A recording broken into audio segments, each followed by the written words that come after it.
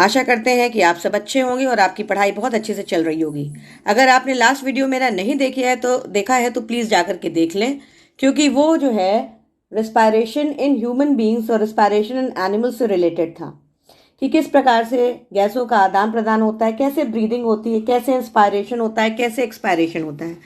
और चूंकि ये चैप्टर स्टार्ट करने का मेरा मकसद सिर्फ इतना था क्योंकि आपने वो पढ़ा है, तो अब आपको रेस्पायरेशन काफ़ी हद तक समझ में आ गया होगा।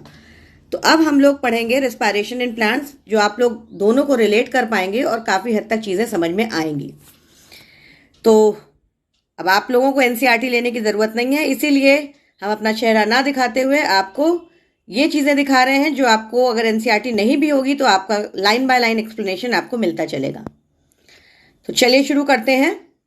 All of us breathe to live, but why is breathing so essential to life? What happens when we breathe? Also, do all living organisms, including plants and microbes, breathe? If so, how? तो इसमें कहा जा रहा है कि हम सब सांस लेते हैं जिंदा रहने के लिए, पर सांस लेना जिंदा रहने के लिए क्यों जरूरी होता है, और क्या होता है जब हम सांस लेते हैं, और क्या सारे ही लिविंग ऑर्गेनिजम्स जिसमें कि प्लांट्स और माइक्रोब्स भी आ गए वो भी सांस लेते हैं, और अगर लेते हैं तो क्यों लेते हैं और कैसे लेते हैं। तो ये कुछ सारे सवाल हैं जिसके आंसर्स हम देंगे। पहला सवाल है, why is breathing essential to life? सांस लेना क्यों ज़रूरी होता है? क्योंकि इससे हमको ऑक्सीजन मिलती है। वो ऑक्सीजन एरोबिक रिस्पायरेशन करवाती है, जिससे हम खाने को तोड़ते हैं और एनर्जी मिलती है एटीपी के फॉर्म में। दूसरा सवाल, What happens when we breathe? क्या होता है जब हम सांस लेते हैं? इसका जवाब पहले ही प्रश्न में छुपा था कि हमको ऑक्सीजन मिलती है। तीसरा सवाल, Also do all living organisms including plants and microbes breathe? बिल्कुल सही बात है, जितने भी लिविंग ऑर्गेनिजम्स हैं उनको जिंदा रखने के लिए ब्रीदिंग ज़रूरी है और रेस्पायरेशन ज़रूरी है। क्यों ज़रूरी है? क्योंकि रेस्पायरेशन ही ऐसा प्रक्रिया है, प्रोसेस है, जिससे खाने को तोड़ करके एनर्जी मिलती है और उसी एनर्जी से हमारे सारे काम चलते हैं, चाहे हम इंसान क्यों ना हो या कोई बैक्टीरिया क्यों ना हो। लेकिन रेस्पायरेशन का जो तरीका है वो दोनों में फ़र्क होता है। हम लोग सांस लेते हैं अपनी नाक से, मगर बैक्टीरिया चूंकि एक सेल का है तो वो जो है वो एनारोबिक बैक्टीरिया भी हो सकता है और एरोबिक बैक्टीरिया भी हो सकता है। मतलब ऑक्सीजन हो या ना ऑक्सीजन हो, रेस्पायरेशन दोनों केसेस में होता रहता है। मतलब खाना हर केस में टूटेगा उनका जो भी वो खाएंगे, और उससे उनको एनर्जी मिलेगी अपने सारे प्रोसेसेस को करने की। तो अब हम आगे बढ़ते हैं। सारे ही लिविंग ऑर्गेनिजम्स को एनर्जी की आवश्यकता पड़ती है अपने डेली लाइफ एक्टिविटीज़ को पूरा करने के लिए, जो हमने पहले बताया था। डेली एक्टिविटीज़ कौन सी हैं? खाने का अब्जॉर्प्शन मतलब अवशोषण, खाने का ट्रांसपोर्ट मतलब मूव करना या और चीज़ों का भी मूव करना, हार्मोन्स भी मूव होते हैं और भी बहुत सारे मॉलिक्यूल्स बॉडी के अंदर मूव होते हैं। मूवमेंट यानी हमारा खुद का मूवमेंट, एक जगह से दूसरी जगह जाना, या प्लांट्स में लीफ का मूवमेंट, रिप्रोडक्शन जिससे नया जन्म होता है, या ब्रीदिंग। ये सारे प्रोसेस में एनर्जी की आवश्यकता पड़ती है। Where does all this energy come from? ये एनर्जी कहाँ से आती है? हम जानते हैं कि हम लोग खाना खाते हैं एनर्जी के लिए, तो एनर्जी खाने से कैसे मिलती है? किस तरीके से ये एनर्जी फिर यूज होती है यानी यूटिलाइज होती है? क्या सारे ही खाने हमको एक जैसी एनर्जी देते हैं? सारे प्लांट्स खाना खाते हैं, या प्लांट्स को अपनी एनर्जी कहाँ से मिलती है? और माइक्रो ऑर्गेनिजम्स की एनर्जी रिक्वायरमेंट क्या होती है? उनको खाना कहाँ से मिलता है? फिर इतने सारे सवाल आ गए जो एनसीईआरटी आपसे पूछ रहा है। तो आते हैं सबके जवाबों की ओर कि एनर्जी कहाँ से आती है। ये एनर्जी खाने को तोड़ने से आती है। उसके बाद ये एनर्जी कैसे यूटिलाइज होती है? ये एनर्जी एटीपी के फॉर्म में यूज होती है और हर रिएक्शन में, हर बायोकेमिकल रिएक्शन में एटीपी का यूज होता है। तो क्या सारे खाने एक जैसी एनर्जी देते हैं? नहीं। खाने बेसिकली 3 तरीके के हैं, प्रोटीन, फैट और कार्बोहाइड्रेट, जिसमें कार्बोहाइड्रेट और फैट ज़्यादा एनर्जी देते हैं, प्रोटीन से उतनी एनर्जी नहीं मिलती है। प्लांट्स खाना खाते हैं खाना तो नहीं खाते हैं जैसे हम खाते हैं, लेकिन उनको मिनरल्स चाहिए अपनी ग्रोथ के लिए, जो वो अवशोषण करते रहते हैं सॉइल से। प्लांट्स को एनर्जी कहाँ मिलती है? एनर्जी उनको वहीं से मिलती है जहाँ से हमको मिलती है। ब्रेक डाउन होता है खाना जो तोड़ते हैं और उससे एनर्जी मिलती रहती है उनको भी।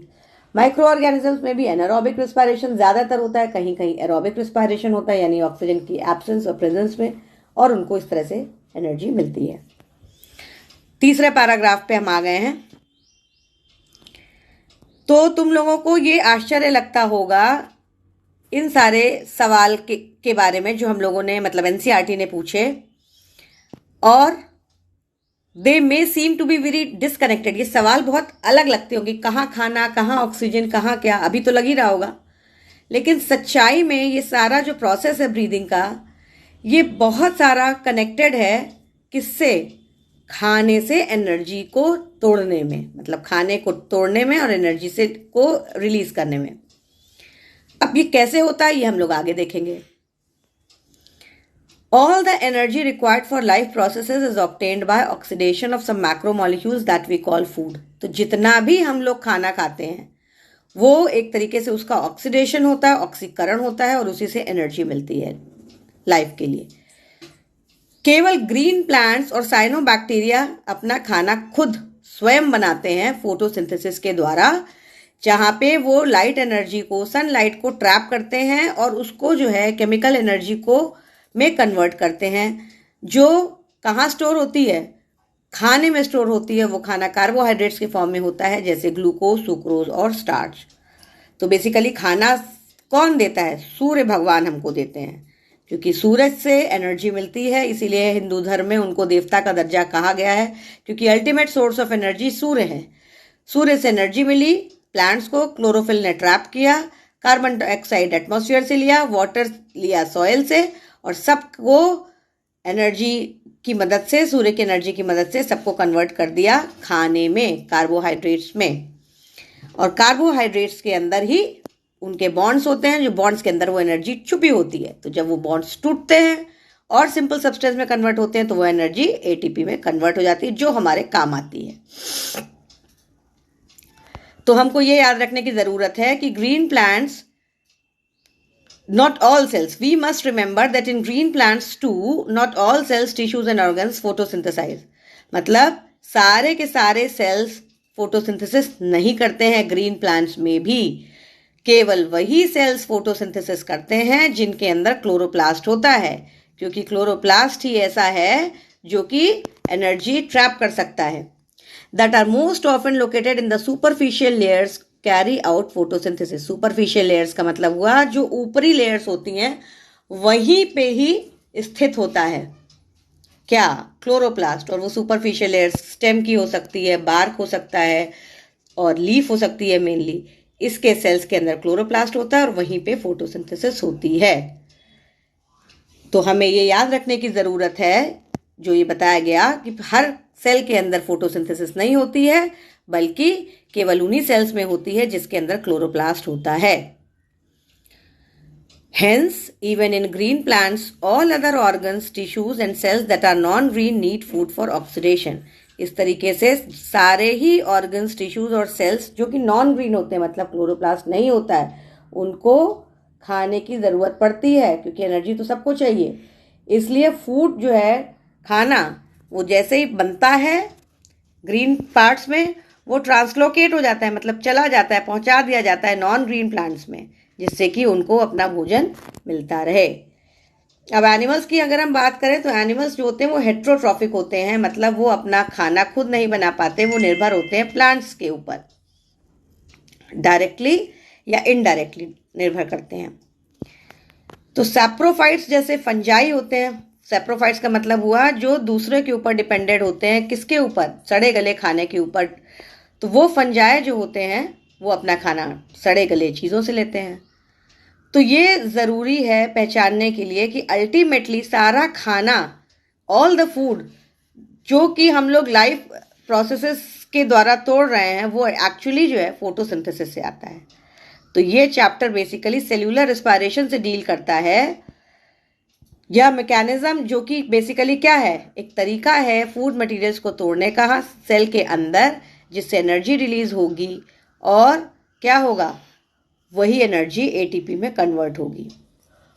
फोटोसिंथेसिस जो होता है, फिर से बता रहे हैं कि क्लोरोप्लास्ट में होता है, यूकैरियोट्स के अंदर मिलता है, जबकि कॉम्प्लेक्स मॉलिक्यूल्स यानी जो फूड है हमारा, वो ब्रेक डाउन कहाँ होता है, वो साइटोप्लाज्म में होता है, प्रोकैरियोट्स के साइटोप्लाज्म में यानी बैक्टीरिया में, और यूकैरियोट्स के माइटोकॉन्ड्रिया में। अब बेसिकली जो खाना है यानी कार्बोहाइड्रेट्स की अगर हम बात करें, तो जो उसके अंदर सी सी बॉन्ड्स होते हैं, कार्बन कार्बन बॉन्ड्स होते हैं कॉम्प्लेक्स कंपाउंड्स के, तो वो ऑक्सीडेशन के थ्रू टूटते हैं और बहुत सारी एनर्जी रिलीज होती है, और वो एनर्जी जो रिलीज होती है उसको कहते हैं रेस्पायरेशन। जो कंपाउंड्स ऑक्सीडाइज होते हैं इस दौरान वो कहलाते हैं रेस्पायरेटरी सबस्ट्रेट। सबस्ट्रेट का मतलब हुआ रॉ मटेरियल। तो ज़्यादातर कार्बोहाइड्रेट्स को ऑक्सीडाइज किया जाता है एनर्जी रिलीज करने के लिए, लेकिन प्रोटीन्स, फैट्स और कभी कभी ऑर्गेनिक एसिड्स को का भी इस्तेमाल किया जाता है रेस्पायरेटरी सबस्ट्रेट के तौर पे कुछ प्लांट्स में, कुछ कंडीशंस के तहत, हर कंडीशन में नहीं, कुछ कंडीशंस के तहत। तो ऑक्सीडेशन जब होता है सेल के अंदर, तो सारी एनर्जी जो रेस्पायरेटरी सबस्ट्रेट के अंदर छुपी हुई थी वो फ्रीली रिलीज नहीं होती है, या एक ही स्टेप में रिलीज नहीं होती है। ऐसा नहीं है कि हमने एक बार में एक ही स्टेप में उसको तोड़ दिया, तो एक ही स्टेप में वो एनर्जी रिलीज नहीं होती है, बल्कि वो एक series of low step wise reactions में रिलीज होती है, जो कि बहुत सारे रिएक्शंस होते हैं, एंजाइम से कंट्रोल होते हैं, एंड इट इज ट्रैप्ड।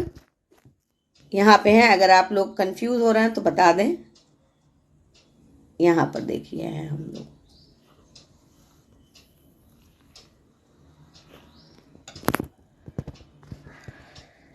तो ये जो है स्लो स्टेप वाइज रिएक्शन से रिलीज होती है, जो एंजाइम्स कंट्रोल करते हैं, और केमिकल एनर्जी में स्टोर हो जाती है, जो कि एटीपी मॉलिक्यूल है, एडिनोसिन ट्राइफॉस्फेट। ये एक न्यूक्लियोटाइड है, जो कि न्यूक्लियोटाइड यानी डीएनए और आरएनए का बिल्डिंग ब्लॉक है।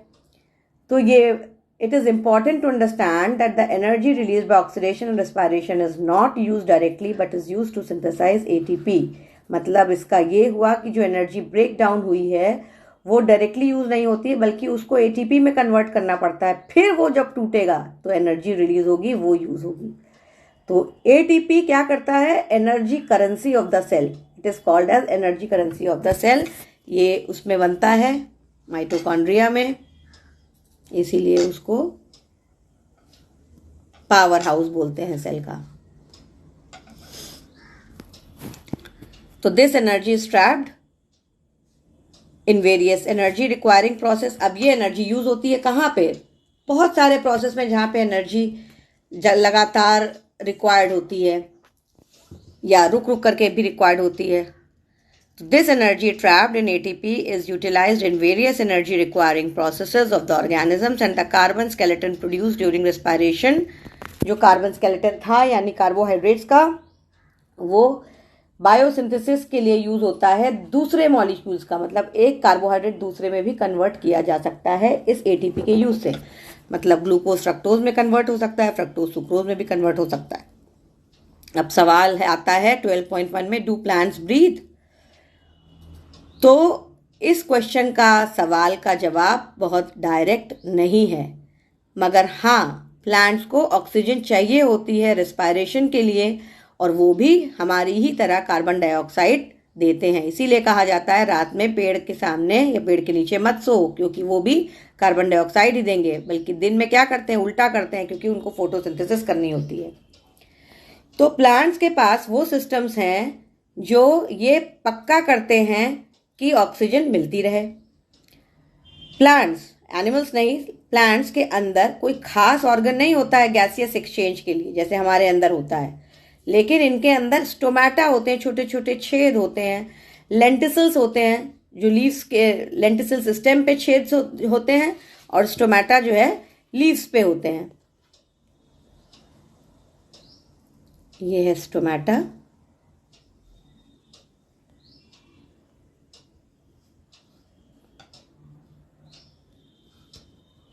तो ये स्टोमेटा है और लेंटिसल्स है। यहाँ पर देखिए स्टोमेटा लिखा है और लेंटिसल्स लिखा है। स्टोमेटा बेसिकली कहाँ होते हैं?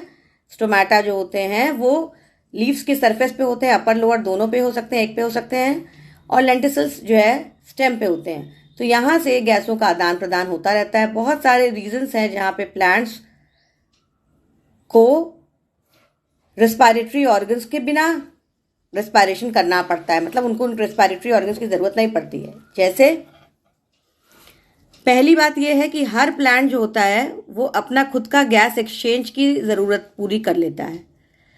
बहुत कम ट्रांसपोर्ट ऑफ गैसेस होता है एक प्लांट से दूसरे प्लांट में, मतलब वो खुद अपनी जरूरत पूरी करता है, दूसरे के ऊपर निर्भर नहीं करता है। दूसरी बात, तो ये फर्स्ट पॉइंट था।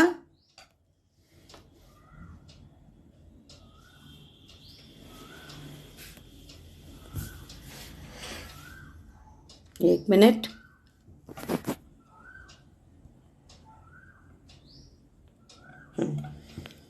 तो प्लांट्स को अपनी ज़रूरतें पूरी करने के लिए दूसरे प्लांट की ज़रूरत नहीं पड़ती है, और रूट स्टेम और लीव्स जो होते हैं वो रेस्पायर करते हैं फार लोअर देन एनिमल्स डू। मतलब रूट स्टेम्स एंड लीव्स जो होते हैं उनका जो रेस्पायरेशन दर होता है वो बहुत ही कम होता है। कहने का मतलब है हमारी तुलना में प्लांट्स क्योंकि स्टैटिक लाइफ जीते हैं, एक जगह से दूसरी जगह नहीं जाते हैं, इसलिए उनको ज़रूरत पड़ती नहीं है बहुत ज़्यादा एनर्जी की।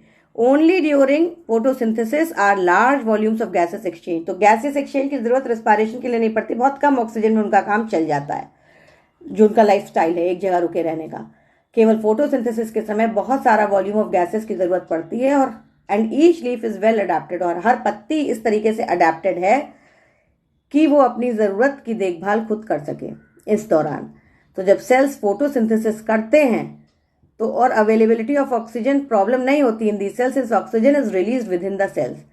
तो इनको एक्चुअली ज़रूरत पड़ती नहीं है ऑक्सीजन की बाहर से भी, क्योंकि ऑक्सीजन भी अपने अंदर ही रिलीज करा लेते हैं रिस्पायरेशन के थ्रू। तो ये अपने आप में बहुत खास बात है कि फोटोसिंथेसिस हो रही है, ऑक्सीजन रिलीज हो रही है, तो वो ऑक्सीजन यहाँ रेस्पायरेशन में यूटिलाइज हो रही है, बाहर से एडिशनल ऑक्सीजन लेने की जरूरत नहीं पड़ती है। तीसरी बात कही जा रही है, क्या कहा गया है कि third, the distance that gases must diffuse even in large bulky plants is not great. बहुत बड़े बड़े प्लांट्स में भी डिफ्यूजन का जो डिस्टेंस है ऑक्सीजन का कि यहाँ से लेके वहां तक जाना, तो बहुत डिस्टेंस उसको ट्रैवल नहीं करना पड़ता, उसकी स्पीड बहुत तेज होती है, बहुत तेजी से ट्रैवल कर जाती है। हर लिविंग सेल प्लांट के अंदर वो इतने पास लोकेटेड होता है सरफेस के, इस तरीके से प्लांट्स डिजाइन किए गए कि हर सरफेस जो है बाहर के सेल सरफेस जो है बाहर के कांटेक्ट में रहता है। This is true for leaves.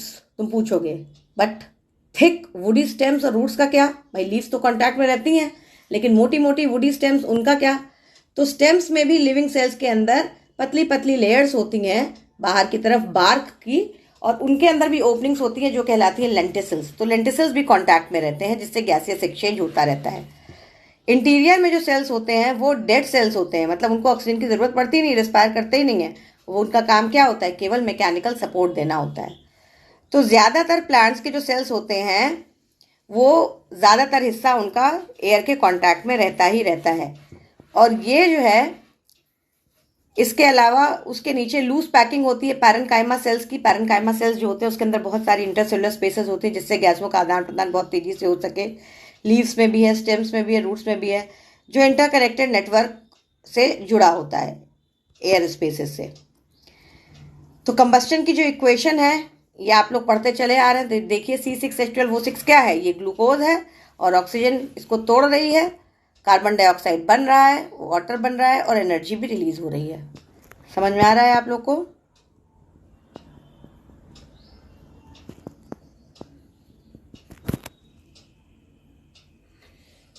ये एनर्जी रिलीज हो रही है और ये जो एनर्जी है वो बेसिकली किस फॉर्म में था? फिर से बताया था आपको कि किस फॉर्म में है। यहाँ पे ATP के फॉर्म में है, ये एनर्जी ATP के फॉर्म में है।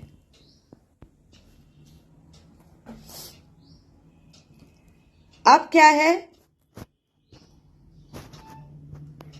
आगे बढ़ते हैं। अगर ये एनर्जी यूजफुल है सेल्स के लिए, if this energy is to be useful to cell, it should be utilized it to synthesize other molecules that the cell require. तो ये एनर्जी जो है किस काम में आनी चाहिए? ये जो तमाम हमारे अंदर जो प्रोसेसेस चल रहा है उस काम में ये आनी चाहिए।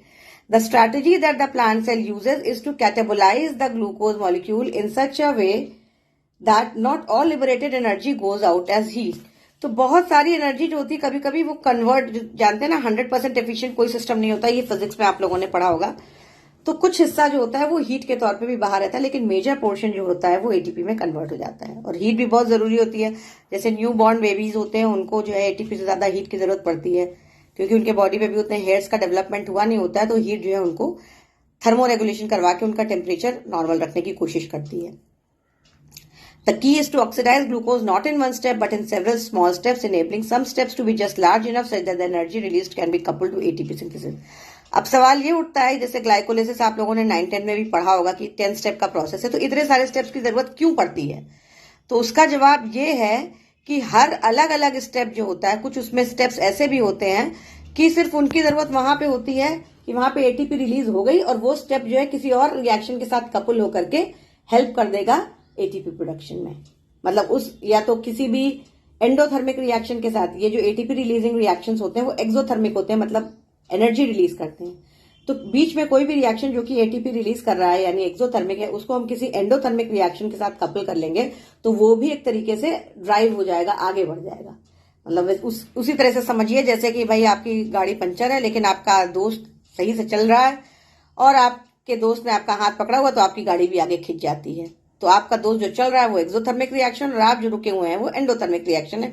लेकिन आपका दोस्त जब आपको घसीट लेगा अपनी गाड़ी के पेट्रोल की फ्यूल के साथ एटीपी की मदद से, तो आपका दोस्त भी चल निकलेगा। तो बिल्कुल वैसे ही है ये एनालॉगी।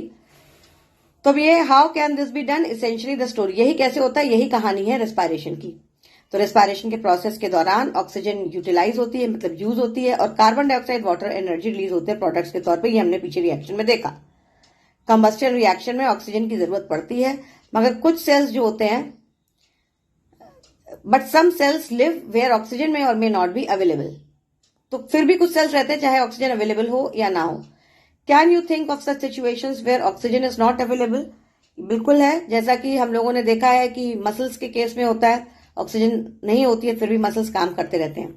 तो सफिशिएंट रीजन है ये बिलीव करने के कि जो पहले सेल्स थे इस प्लैनेट पे वो ऐसे एटमॉस्फेयर में रहे होंगे जहां पे ऑक्सीजन नहीं थी, क्योंकि पेड़ पौधे थे ही नहीं। यहां तक कि प्रेजेंट डे लिविंग ऑर्गेनिजम्स में भी बहुत से, वी नो ऑफ सेवरल, हम लोग बहुत से लोगों को जानते हैं, बहुत से जीवों को जानते हैं जो एनारोबिक कंडीशंस में अडेप्टेड है क्योंकि उनको ऑक्सीजन की जरूरत नहीं है। लेकिन while in others the requirement for anaerobic condition is obligate. Obligate का मतलब हुआ नहीं, अगर मिल गई तो नुकसान हो जाएगा और वो खत्म हो जाएंगे। ऑब्लिगेट का मतलब ये होता है, अगर ऑब्लिगेट है तो ऑब्लिगेट एनारोब का मतलब हुआ कि वो कंप्लीटली एनारोब है, अगर उसको ऑक्सीजन मिल गई तो दिक्कत हो जाएगा। और फैकल्टेटिव का मतलब हुआ कि वो दोनों कंडीशंस में बराबर से रह सकता है। तो in any case all living organisms retain the enzymatic machinery to partially oxidize glucose without the help of oxygen. This breakdown of glucose to pyruvic acid is called glycolysis. तो किसी भी केस में सारे लिविंग ऑर्गेनिजम्स जो हैं सारी enzymatic machinery जो होती है उनको रखते हैं और जो है वो क्या करते हैं, वो ग्लूकोज को ऑक्सीडाइज करते हैं बिना किसी मतलब ऑक्सीजन की मदद वहां पे नहीं चाहिए होती है, बिना ऑक्सीजन के ही काम हो जाता है। ये ब्रेकडाउन जो होता है ग्लूकोज से पायरुविक एसिड में, इसी को कहते हैं ग्लाइकोलिसिस। मतलब इस स्टेप में जो है ऑक्सीजन की जरूरत बेसिकली नहीं पड़ती है। अभी हम पूरा रेस्पिरेशन पढ़ेंगे जहां पे हम देखेंगे कि ऑक्सीजन की जरूरत एग्जैक्टली किस स्टेप पे पड़ती है। तो ग्लाइकोलिसिस में ऑक्सीजन हो ना हो फर्क नहीं पड़ता है, इसीलिए एनारोबिक रेस्पिरेशन में भी पहला स्टेप यही होता है जिसमें ग्लूकोज जो है पायरुविक एसिड में बदलता है। तो ये नेक्स्ट टॉपिक है ग्लाइकोलिसिस, ये हम लोग टेकअप करेंगे, थोड़ा टिपिकल है, ये देख लीजिए आप लोग। ये नेक्स्ट टर्न पे टेकअप करेंगे, मतलब नेक्स्ट वीडियो आएगा इसका। और ये तो बिल्कुल फर्स्ट वाला एक तरीके से था आपका, बिल्कुल जनरल सा इंट्रोडक्शन था कि किस तरीके से रेस्पिरेशन होता है, प्लांट्स में क्या जरूरत होती है। और जो अभी आप पढ़ेंगे तो आपको मजा आएगा कि ग्लाइकोलिसिस ना केवल प्लांट्स में बल्कि हम लोगों में भी होती है और हमारे अंदर भी मैकेनिज्म ऑफ रेस्पिरेशन सेम होता है प्लांट्स में। तो ये अपने आप में बहुत आश्चर्य की बात है कि कहाँ हम और कहाँ एक प्लांट जिसको हम कुछ नहीं समझते हैं, चलते फिरते उसकी पत्ती तोड़ देते हैं, पूरा पेड़ उखाड़ लेते हैं, लेकिन उसमें भी हमारी तरह ही जान है। तो next time if you see any plant, कोई आपको प्लांट या ट्री दिखता है तो आप उसको उतनी ही केयर करिए जितना कि आप किसी भी और लिविंग ऑर्गेनिज्म की केयर करेंगे। और हो सके तो आप लोग प्लांट करिए ट्रीज भी। तो आज का मैसेज यही था। फिर से आप लोगों को रिवाइज करा दे रहे हैं कि आप लोग क्वेश्चंस पूछिए। क्वेश्चंस आप लोग नहीं पूछ रहे हैं, कमेंट नहीं कर रहे हैं, तो हमको नहीं पता लग रहा है कि आपको कितना समझ में आ रहा है और कितना नहीं आ रहा है। तो काइंडली आप लोग क्वेश्चन पूछिए, सब्सक्राइब करिए और आगे बढ़िए दूसरे वीडियोस की तरफ। चलो भाई, ऑल द बेस्ट। मिलते हैं अगले वीडियो में ग्लाइकोलिसिस के साथ।